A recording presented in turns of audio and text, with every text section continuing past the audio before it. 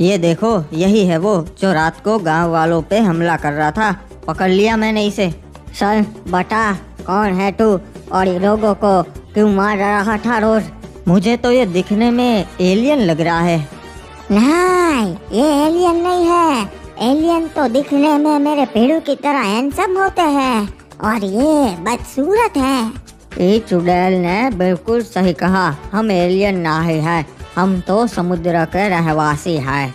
हाँ तो फिर समुद्र में ही रहो ना, यहाँ पे क्यों आ रहे हो?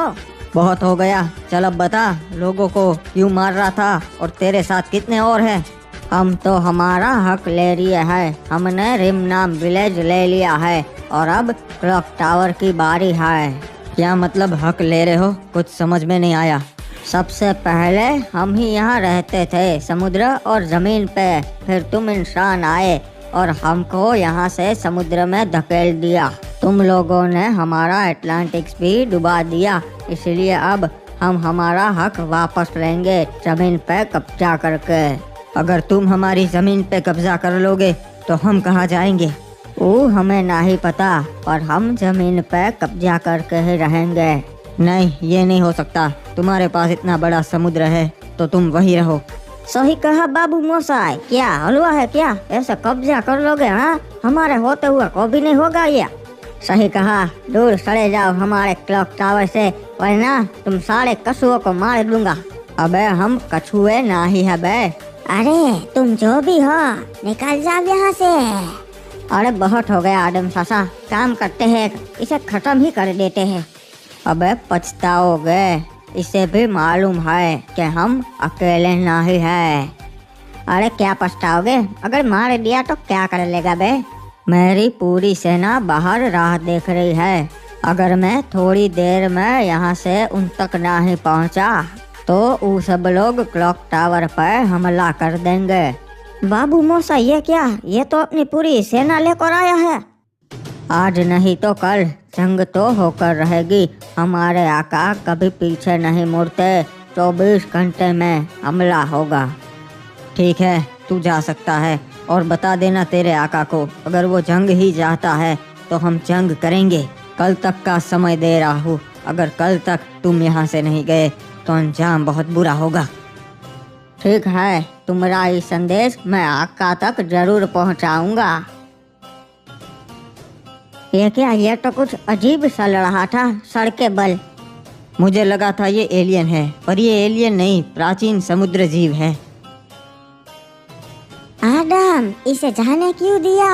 ये जिंदा रहे या ना रहे, जंग तो होनी ही है। नहीं ग्रैनी, अगर अभी इसे मार देते तो वो तुरंत हमला कर देते और अभी हम तैयार नहीं है। उनकी सेना बहुत बड़ी होगी। अरे आदम सासा, क्या मतलब तैयार नहीं है? 24 घंटे में क्या खाक तैयार हो लेंगे हम? क्रिमिनल, अब हमारे पास वैसे भी एक आखिरी रास्ता है। हमें दूसरों से मदद लेनी पड़ेगी। हमारी मदद कौन करेगा आदम सासा? सही कहा, जितने भी जान पहचान वाले हैं सबको बुलाना पड़ेगा। डाकू चाचा, ग्रैंडपा। नहीं, उस हैवान को मत बुलाना। ग्रैनी, और कोई रास्ता भी नहीं है।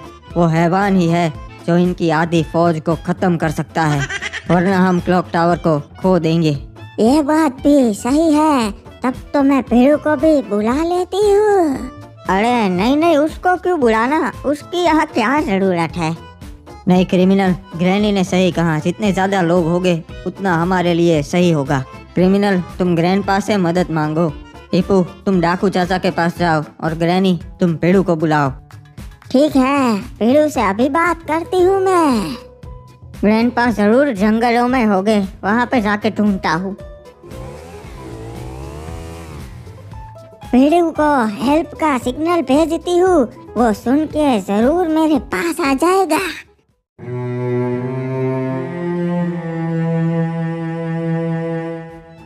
ये लो, पहुँच गया। लगा ही था कि ग्रैंडपा यहीं पर ही होंगे।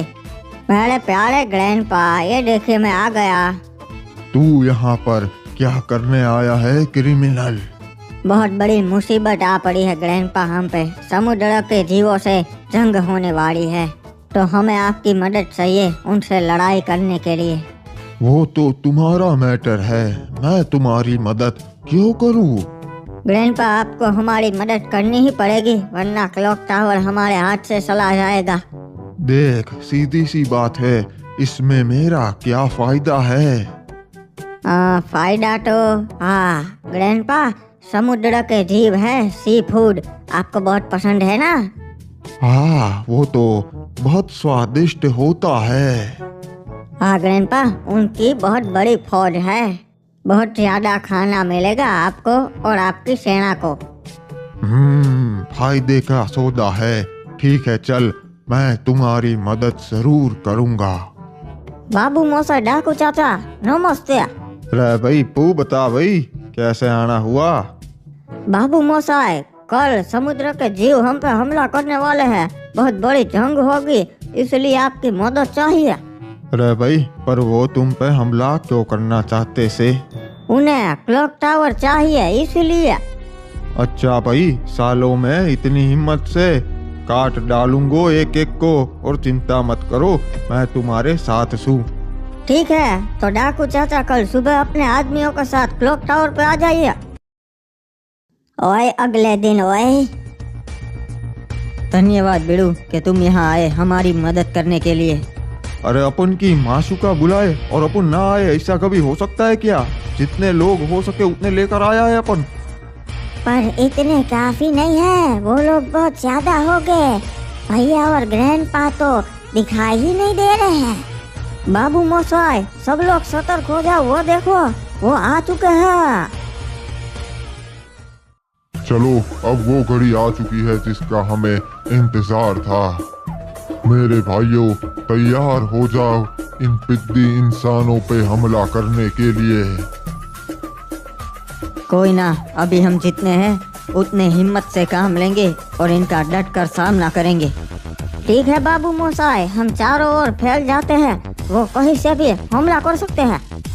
चलो, पहली टुकड़ी सामने से हमला करेगी और दूसरी वाली पीछे से। चलो भाई, समय आ चुका से, उन्हें ना मालूम कि हम यहाँ पर छुपे से। अब सामने जाके उन्हें चौंका देते से और सबको खत्म कर देते से।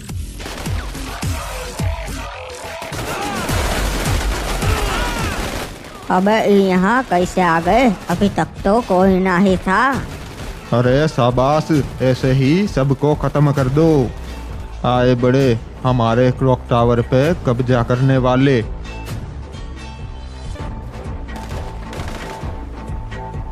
मैंने कल ही संदेश भिजवाया था कि यहाँ से दूर चले जाओ, पर तुम लोग नहीं माने, तो अब सारे मरोगे, कोई भी जिंदा बच के यहाँ से नहीं जा पाएगा।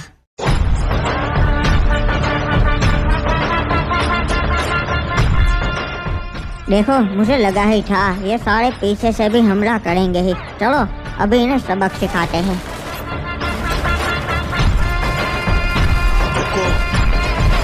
टाइगर का हुक्म। मेरी जाने मन के घर पे हमला करना था रे। आए बड़े।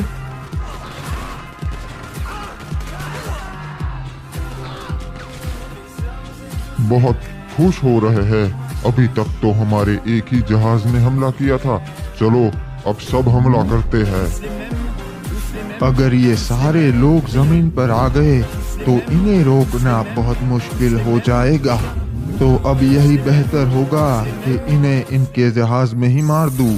एक साथ सभी का सफाया हो जाएगा।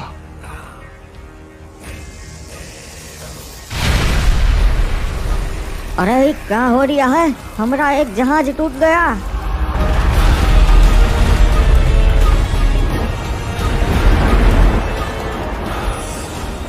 अब कभी यहाँ पे मत आना।